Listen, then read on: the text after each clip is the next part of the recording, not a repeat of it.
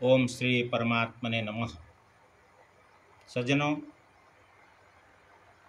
तो गीता के जो मर्म है उनमें से 108 प्रश्नोत्तर के माध्यम से विद्यार्थियों को लाभ हो तो एक प्रकाशन किया गया है।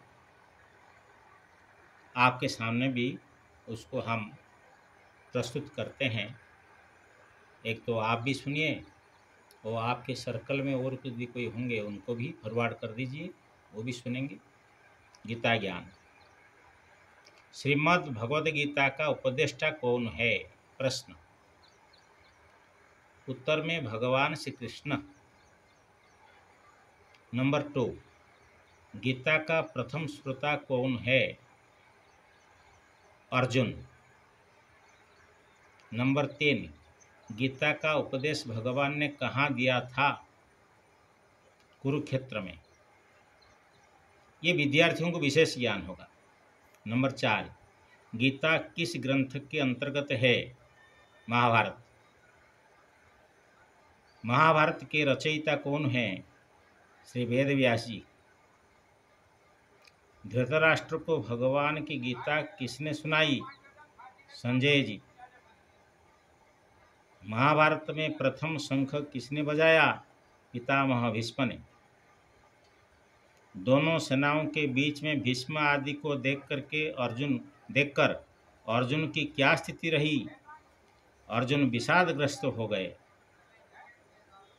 पितर लोग किसी से पिंडदान स्वीकार नहीं करते हैं, वर्ण संकर से।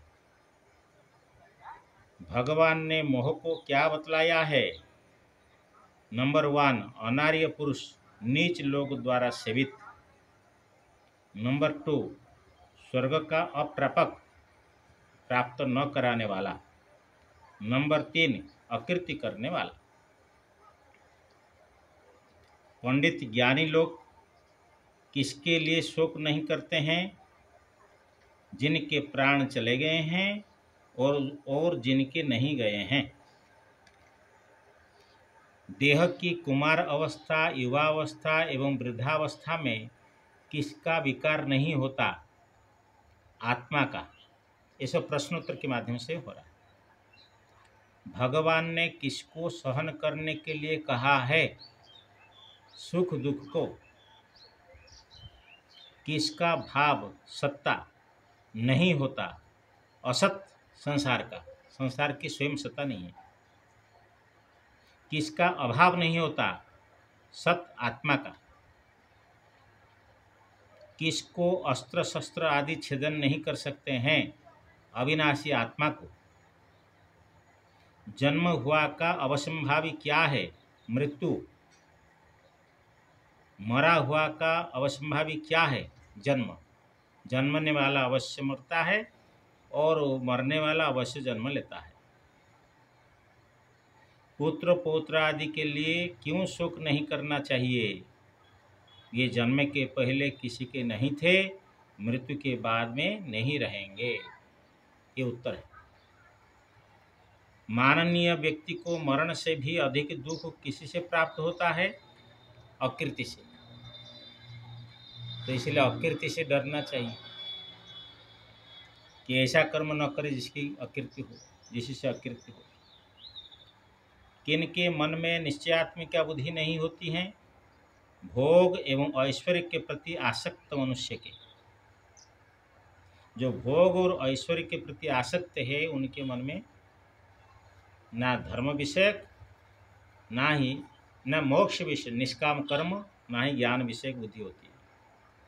कर्मकांड रूपी वेद किसका प्रतिपादन करते हैं? संसार का। किसमें अवस्थित होकर कर्म करने के लिए भगवान कह रहे हैं? योग में। ये गीता का ज्ञान है। योग क्या है? फल प्राप्ति एवं अप्राप्ति में समभाव अर्थात निर्विकार होना, यही योग है। योगस्थ कुरु कर्माणि। निष्काम कर्म योग से किसको हीन कहा गया है? सकाम कर्म, अर्थात निष्काम से सकाम कर्म नीचे।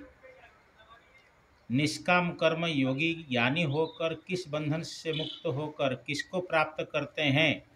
जन्म बंधन से मुक्त हुए मोक्ष स्थान को प्राप्त करते हैं। ये प्रश्नोत्तर के माध्यम से गीता का ज्ञान है। स्थित प्रज्ञ का क्या लक्षण है? जब मनुष्य मन में रहने वाली सभी कामनाओं को छोड़ देता है और आत्मा से आत्मा में ही संतुष्ट रहता है। आत्मज्ञान से विषयों के साथ किसकी निवृत्ति होती है? वासना की। बिना आत्मज्ञान से वासना की निवृत्ति नहीं होती है। व्यक्ति की बुद्धि नाश होने से क्या होता है? पुरुषार्थ से भ्रष्ट होता है। पुरुषार्थ किसको बोलते हैं? धर्म अर्थ काम मोक्ष, इसे भ्रष्ट होता है। कौन व्यक्ति शांति को प्राप्त करता है? जो पुरुष सभी कामनाओं को छोड़कर निष्प्रिय, निर्मम एवं निरहंकारी होकर विचरण करता है, वही शांति को प्राप्त करता है। ये द्वितीय अध्याय का सारांश आपके सामने प्रस्तुत हुआ। तृतीय अध्याय तक कर लेते आज। मिथ्याचार किसे कहा गया है? जो कर्म इंद्रियों को संयम कर मनुष्य से जो कर्म इंद्रियों को संयम कर मन से इंद्रियों के विषयों का स्मरण करता है।